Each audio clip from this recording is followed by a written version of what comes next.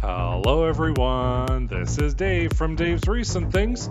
Today, I'm going to be making this spring paper loop wreath. I love this, and I can't tell you how excited I was that it turned out that way. Why don't we get started, and I'll show you how I made it.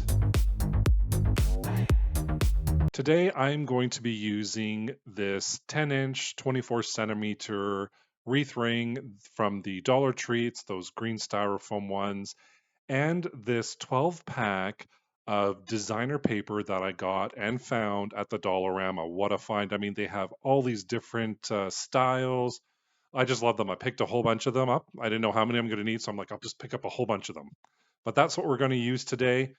These little designer pieces of paper are 6 inches by 6 inches.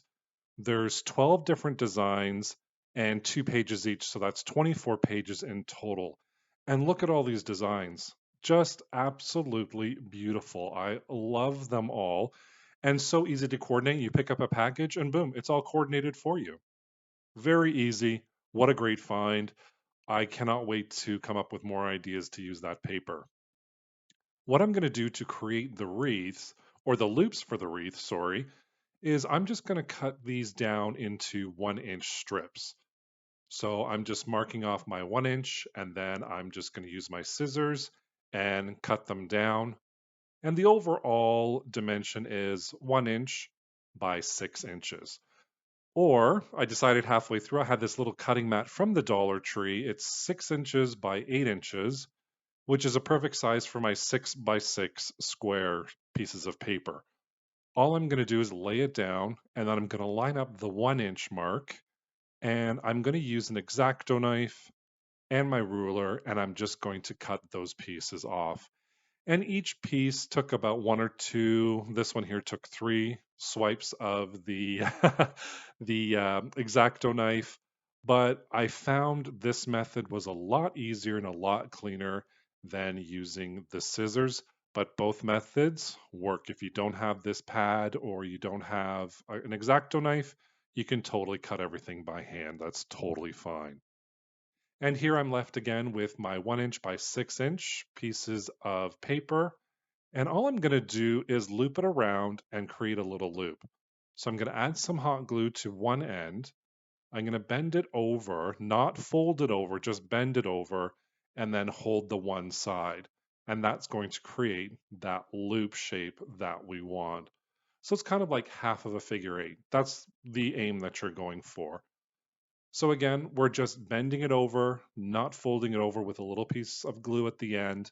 And don't fold that one end. You want to still create that loop there. So I'm just going to go through all of my pieces of paper, gluing one end and creating little loops. All in all, there was, I think it's 144 little loops that I created. There's 24 pages, and then you get 6 out of it. So 144, I believe, was how many loops I created. And here you can see I kind of got a little pattern down or a little routine down, so it made it a lot easier. And what I'm going to do is just really hot glue these pieces of paper onto that foam. So I'm going to take my first loop randomly, and I'm just going to place that on the inside, and I'm just going to hold it there in place for a little bit.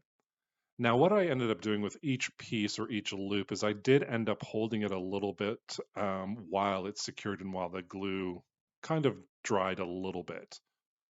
Just because the paper was a little bit stiffer than, I've done reuse like this, similar to this in the past with book paper, for example, or novel paper. And it was very thin. This is a little bit hard. So I just wanted to make sure that the glue did stick. Everything was a little bit dry before I took my fingers off. And what I'm doing now is I'm just putting 2 in the center, and this is all in one line. So I'm creating my first line of paper loops. So I have 1 on the inside, 2 in the middle, and then this last one I'm just going to put on the outside, and all the bottoms, as you can see there, of those paper loops are lined up. So that's creating my first line of loops. And you can kind of see there it is. There's my inner one, the 2 middle ones, and the one on the outside. And because I want this to be random, not planned out, I'm just going to pick at random my next loop, put some glue down, and then when I place it on the inside, I'm just going enough to cover the bottom portion of it, but to keep that top portion free, so that loop part free, so you can see it. And then I just randomly pick whichever pattern and color I want, and I'm going to line it up with the one above it. And then I'm creating my second loop or my second line of loops, and this is my third line right here. Again, it is random picking of the patterns. I say that 10 times fast. Picking of the patterns, picking of the patterns. But there you go. And what I also decided to do when I was looking at it and creating this is I decided to put one of the loops right in the center of the two center loops.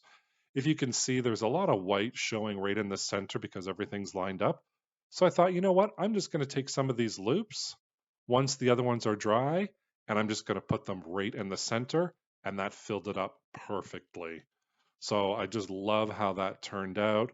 I was so excited, and I'm like, okay, let's just keep going as we do.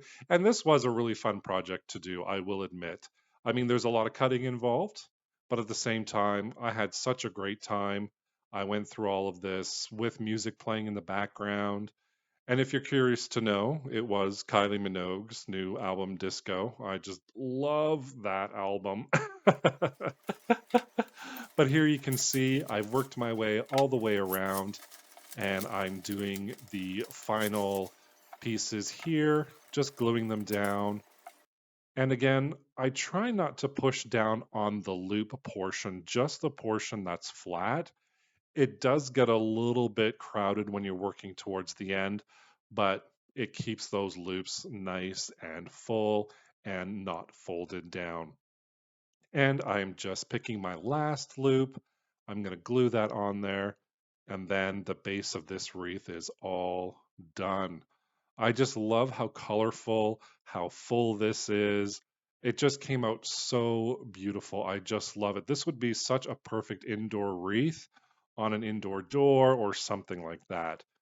Now, as I was cleaning up, I kind of decided to experiment a little bit because I was looking at the wreath and I'm like, maybe this needs just a little bit something more.